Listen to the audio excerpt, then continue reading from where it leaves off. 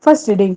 A reading from the book of Genesis, chapter 41, verses 55 to 57, and chapter 42, verses 5 to 7, and 17 to 24. But when all Egypt too began to feel the famine, and the people appealed to Pharaoh for food, Pharaoh told all the Egyptians, "Go to Joseph and do whatever he tells you." There was famine all over the world. Then Joseph opened all the granaries and rationed out grain to the Egyptians. As the famine grew ever worse in Egypt, people came to Egypt from all over the world to get supplies from Joseph, for the famine had grown severe throughout the world. Thus, the sons of Israel were among the other people who came to get supplies, there being famine in Canaan. It was Joseph as the man in authority over the country who allocated the rations to the entire population. So Joseph's brothers went and bowed down before him, their faces touching the ground. As soon as Joseph saw his brothers, he recognized them, but he did not make himself known to them, and he spoke harshly to them. "Where have you come from?" he asked. "From Canaan to get food," they replied. Whereupon he put them all into custody for 3 days. On the third day, Joseph said to them, "Do this and you will live, for I am a man who fears God. If you are honest men, let one of your brothers be detained where you are imprisoned.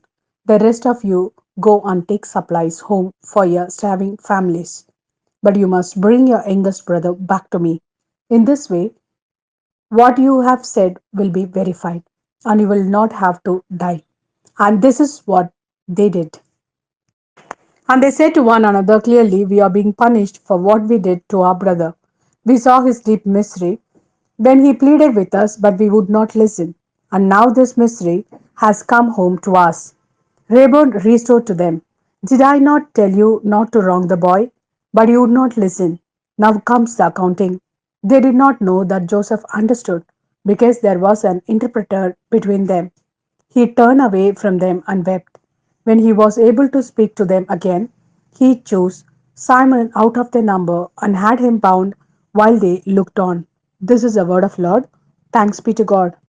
A reading from the Gospel according to Matthew, chapter 10, verses 1 to 7. He summoned his 12 disciples and gave them authority over unclean spirit, with power to drive them out and to cure all kinds of disease and all kinds of illness. There are the names of the 12 apostles. First Simon, who is known as Peter, and his brother Andrew, James the son of Zebedee and his brother John, Philip and Bartholomew, Thomas and Matthew the tax collector, James the son of Alphaeus and Thaddeus, Simon the zealot and Judas Iscariot, who was also his betrayer.